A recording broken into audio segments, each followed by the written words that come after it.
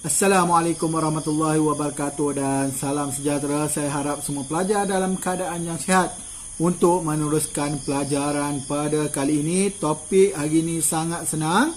Dalam tema 12 Negaraku Jati Diriku Unit 23 Semarak Negara muka surat 144 dalam tajuk Penulis Kebanggaan Nusa. Jadi hari ini pelajar kena buat ringkas saja dan sangat senang, iaitu berdasarkan bahan grafik, ulas maklumat tersurat dan tersirat dengan ayat yang gramatis. Jadi untuk membuat ulasan ini sangat senang. Nanti saya akan bagi rajah dia bagaimana untuk membuat ulasan ini.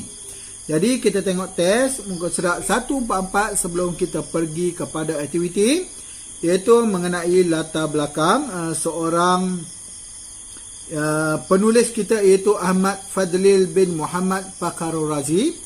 Sewaktu melanjutkan pelajaran di Ireland, Fadl Razi telah menubuhkan grup karyawan luar negara bagi menghimpunkan karyawan di luar negara.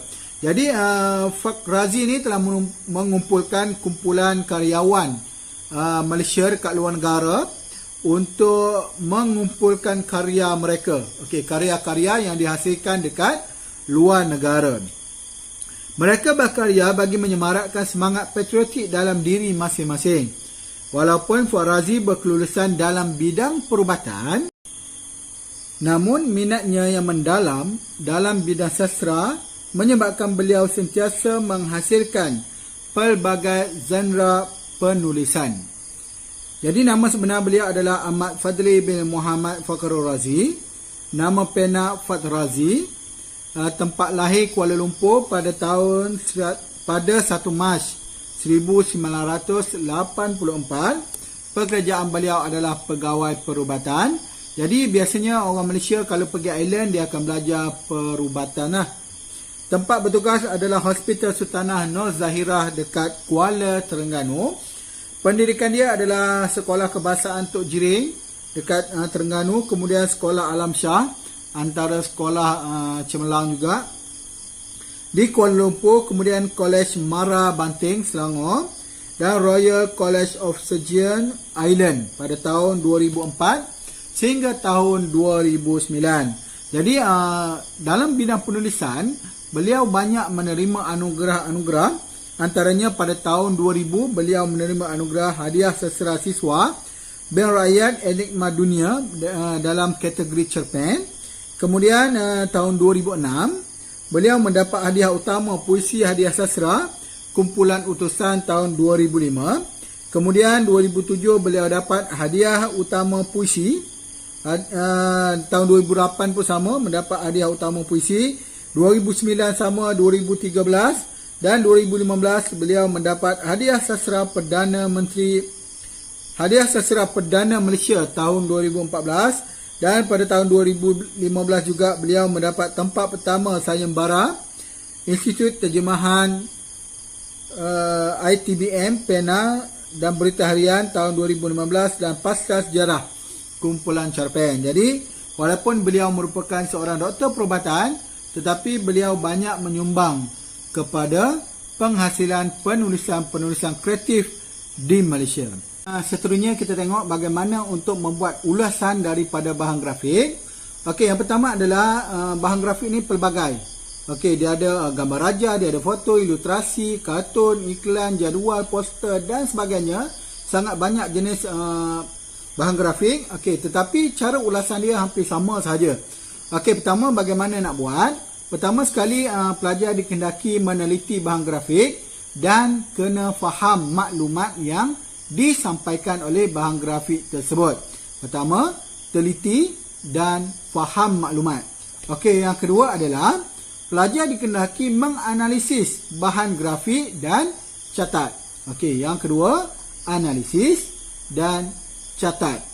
Okey, yang ketiga, nilai dan pertimbangkan maklumat tersurat tersebut dan cari maklumat tersirat.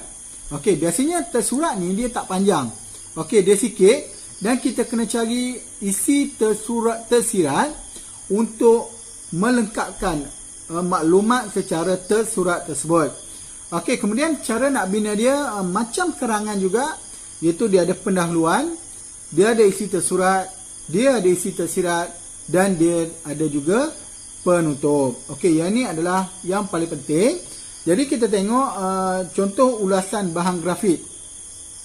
Okey, contoh bahan grafik itu dia bagi mengenai gunakanlah perpustakaan. Jadi dia ada bagi 3 isi tersurat, iaitu menimba ilmu, mengulang kaji pelajaran dan juga membuat rujukan. Okey, jadi kita tengok bagaimana ulasan itu dibuat. Okey, pertama kita kena buat pendahuluan. Pendahuluan ni pendek saja, iaitu dalam 1 ayat sahaja. Contoh dekat sini pendahuluan dia adalah perpustakaan merupakan gedung ilmu, iaitu tempat berkumpulnya pelbagai bahan bacaan. Itu sahaja. Okey, kemudian kita cari isi tersurat. Okey, isi tersurat tadi yang pertama adalah menimba ilmu. Okey, kita tengok dekat mana dia letak. Perpustakaan berperanan sebagai tempat untuk para pelajar menimba ilmu pengetahuan. Isi tersurat. Kita tengok baris yang ketiga, di perpustakaan terdapat bermacam-macam bahan bacaan yang berkaitan dengan ilmu sains, geografi, sejarah dan sebagainya. Isi tersirat. Sebab apa tersirat? Sebab benda ni tak ada dalam teks. Okey, kemudian pelajar juga boleh menggunakan pusat sumber untuk mengulang kaji pelajaran. Okey, yang kedua adalah mengulang kaji pelajaran. Isi tersurat. Hal ini demikian kerana perpustakaan ialah tempat yang tenang, selesa dan tidak bising. Isi tersirat. Seterusnya, pelajar digalakkan untuk membuat rujukan di pusat sumber. Isi tersurat. Okey, tadi tersirat, tersurat. Okey, jadi dia gili. Tersurat, tersirat, tersurat, tersirat. Okey, pelajar boleh mendapat bahan rujukan yang berkaitan dengan tugasan sejarah dan geografi di perpustakaan dengan mudah. Isi tersirat. Okey, jadi penutup dia, kesimpulannya, pelajar digalakkan mengunjungi perpustakaan agar berjaya dengan cemerlang dalam pelajaran. Itu adalah penutup dia. Dan ulasan ini sebenarnya sangat ringkas, padat, dan sebenarnya sangat tidak susah untuk pelajar buat. Sangat-sangat senang sahaja. Dan pelajar tak perlu memerah terlalu banyak fikiran untuk membuat satu ulasan daripada bahan grafik. Jadi saya harap pelajar boleh menyiapkan ulasan grafik berdasarkan teks kita pada hari ini. Jadi setakat itu saja. Assalamualaikum warahmatullahi wabarakatuh dan salam sejahtera.